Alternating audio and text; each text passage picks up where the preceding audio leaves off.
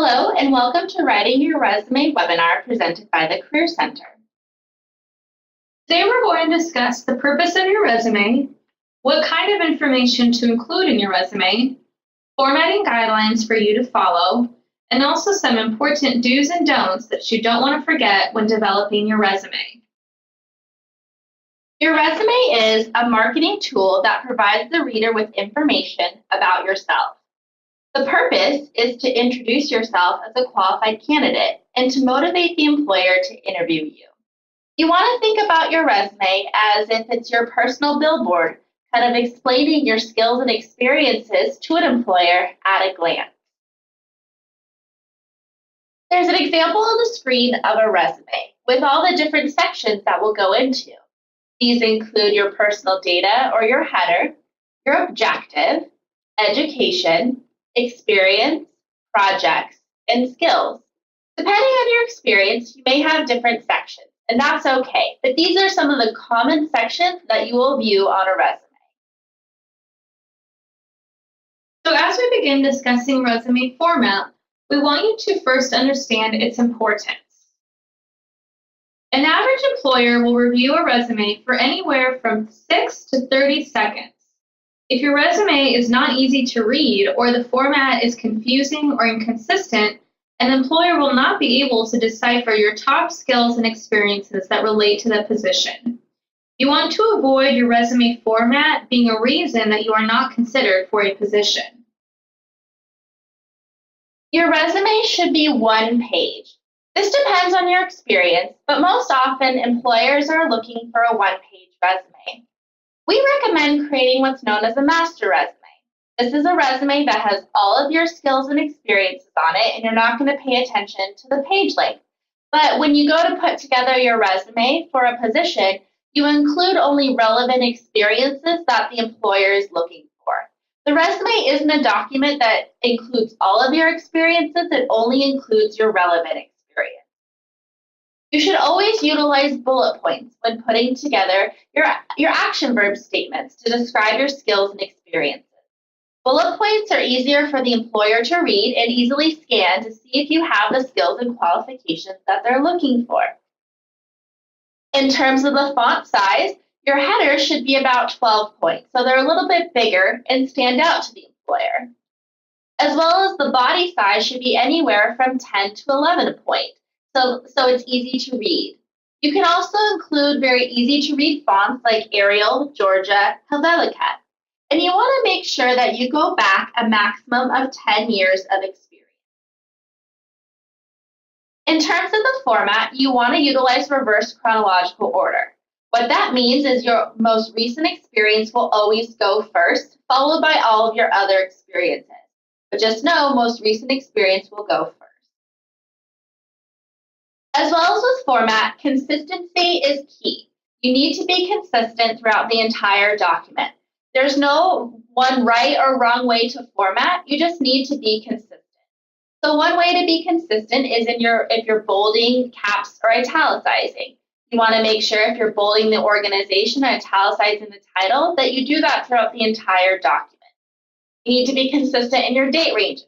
If you're only listing the year, only list the year for every other experience that includes years or date ranges.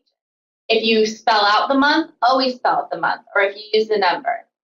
As well as with location. You don't want to switch between writing CA or actually writing out California. You want to stay consistent. As well as with your font size and style. You should utilize the same font and size and style throughout the entire document. So we're now going to begin discussing the sections that you can include in your resume. So to begin, your header is going to be the first section on your resume. This is a must. This is not an optional section. Included in your header will be your full name, usually in bold, and in a font size a little bit larger than the other content so that it stands out to the employer.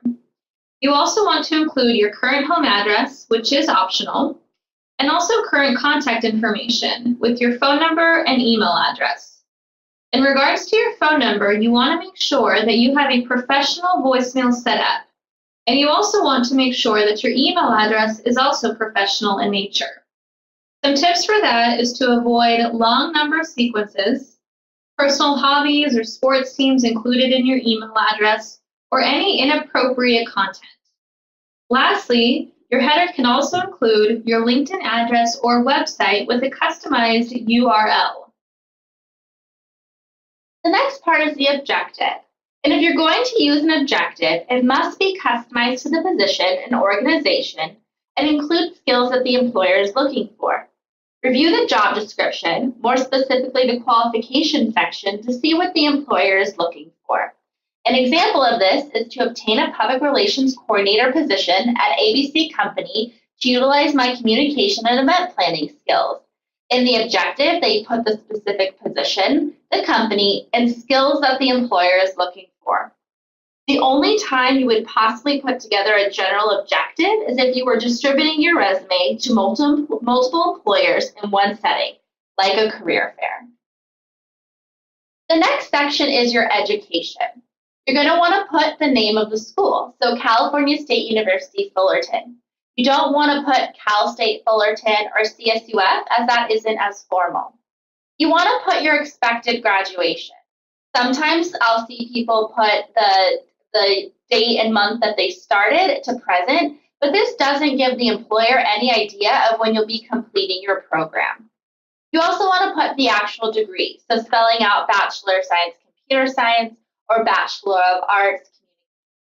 List out the full degree. And you'll want to put your GPA if it's above a 3.0. And some other rules to follow is you only list colleges or universities where you will receive or have received a degree.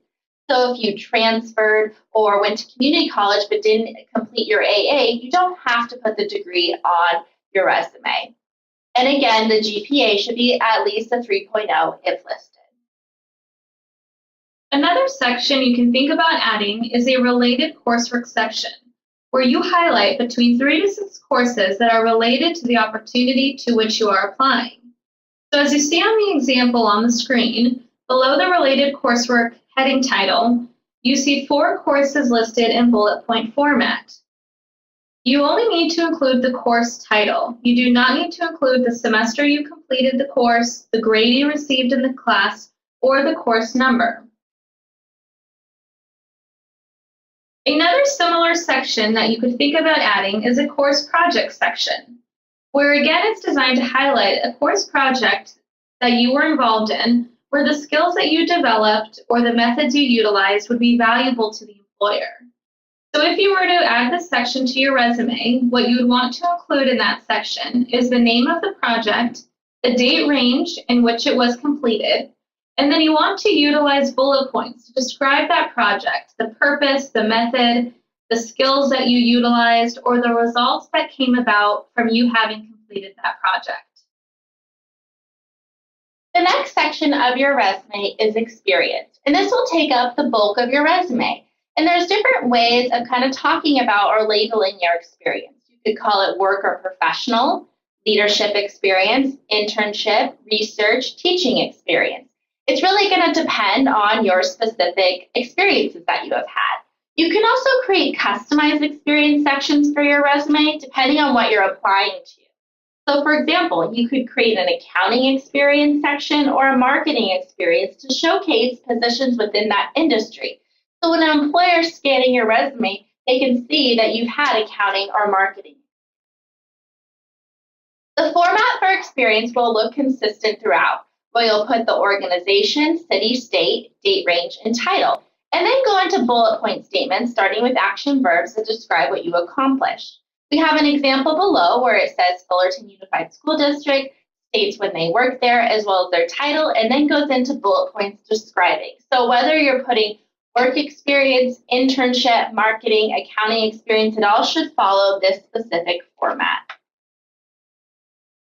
So as you begin developing your bullet points, the first thing you want to do is always begin every bullet point with an action verb.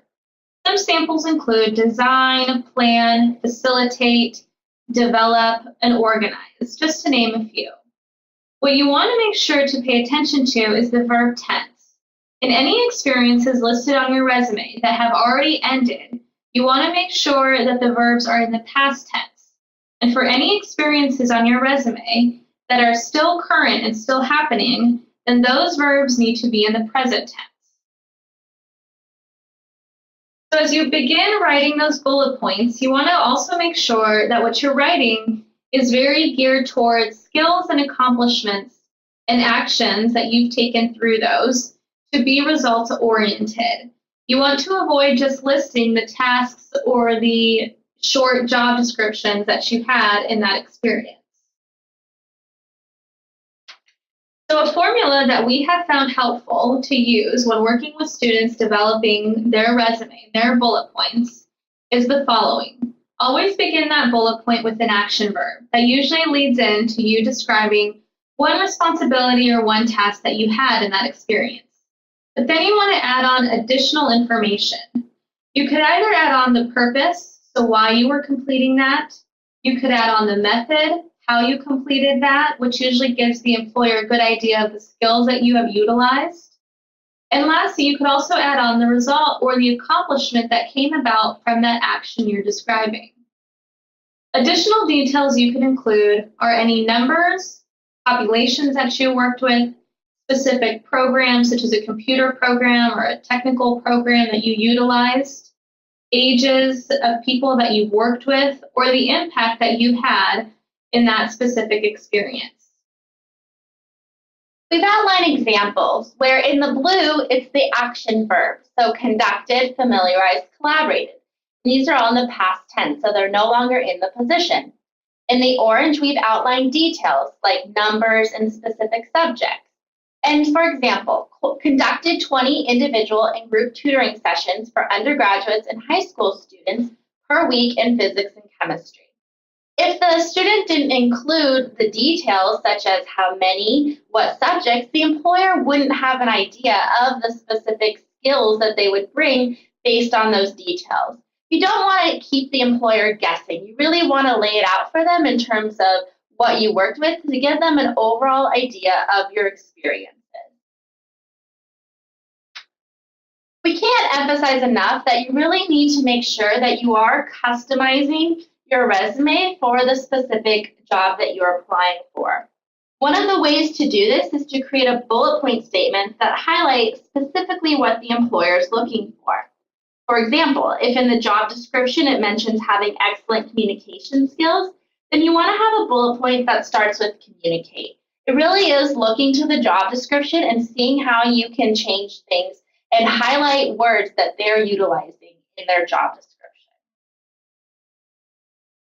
As well as with your experience, you really need to think about the content. A lot of times students will say, I don't have any experience, but that's not true. You want to reflect on your experience and think about the transferable skills to the field. So for example, if you work in the restaurant industry, you don't want to focus on, that you see people or you take orders, but rather that you provide exceptional customer service. Think about the skills that the employers are looking for and create customized content from there. You really want to focus on transferable skills. So transferable skills are skills that can be utilized in any industry, whether it's engineering, accounting, marketing, the sciences. These are skills like communication, organization, leadership, and collaboration. So think about your experiences and think, how have I collaborated with someone or how have I problem solved? It might not be within your field, but you're showcasing transferable skills that make the employers want to hire you. Another section you could add to your resume is a skills section. And within your skills section, you want to include related or professional skills that would be valuable to the employer should they hire you. Some examples of that include technical skills. So perhaps research-related skills such as statistical and data analysis techniques or tools. Or also including computer skills, such as Microsoft Office Suite. Students often include language skills as well if it pertains to them. What you want to do if you include language skills is make sure to include the fluency level. Conversational, for example, or fluent, meaning you're able to speak, read, and write in another language. Bilingual, meaning you're able to speak in another language. Or written and verbal skills related to a specific language. Other examples that students might include, dependent on their major or the industry they're pursuing, are social media skills, specific design software, or public speaking. What you want to make sure to avoid in your skills section is including personality characteristics or qualities, such as friendly or hardworking or team player. So now that you know all of the sections that you could add to your resume, you want to remember to order your sections in order of relevance to the position. So the most important and most relevant sections are highlighted first, and then you move down towards the least important or least relevant sections. So think about it like a newspaper. If you were to fold your resume in half, you want the most relevant and most important pieces of your resume to be on that top half. Just like when you see a newspaper, the top headline, the top news story is always highlighted on the top half of that newspaper. Now we're going to go into some resume do's and don'ts. So the do's is make sure you're tailoring your resume to the job. Employers have mentioned time and time again that they want students to reflect about the position and how those skills relate.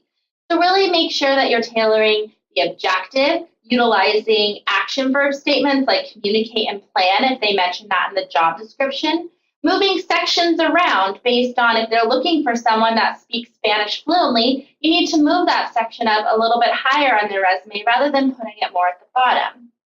You want to make sure your contact information is current. If you have the wrong phone number or email, the employer is not going to be able to get a hold of you for the interview. You want to be honest about your skills and experiences. Do not lie on your resume because an employer can do a background check to make sure that you have the accurate position and duties on there. You want to make sure that you proofread your resume. You don't want to give the employer a reason to put you in the no pile, and employers are getting a lot of resumes, so if they see one mistake, that might put you in the no pile, and you always want to be in the yes pile to move on to the interview. As well as make sure that you're continuously updating your resume. This is a document that's going to live with you for the rest of your career. So you want to make sure that you're not just updating it, putting in, not looking at it again until you're applying for jobs, that you're always updating it and so it's ready for the next experience that you want to apply for. So some things to remember to not do in your resume. You should never include the word I in any statements or any content included in your resume. You also want to avoid providing any salary information from any of the experiences that you've had. Similarly, you want to avoid disclosing any personal information, such as age, gender, religion, marital status, or also photographs of yourself. You also want to avoid including the phrase, references available upon request. When an employer is at the stage, for example, after the interview, when they are interested in hiring you, at that time, they will request your references. You also want to avoid listing skills without demonstrating how or in what context you've utilized those skills. Should you need additional resume assistance, we highly encourage you to pick up one of our career guides at the Career Center or visit our website for an electronic version. You can also make appointments with College Career Specialists by calling 657-278-3121. And you can also visit our drive-through hours, which is a quick 10 to 15 minute walk-in appointment at the Career Center located in Langsdorff Hall, room 208 on the second floor. And you can always check our website for more information. If you have any additional questions or would like to get connected to the Career Center, please call us at 657-278-3121. Email us at careercenter@fullerton.edu or visit our website at fullerton.edu/career. Thank you again for joining us in our resume writing webinar.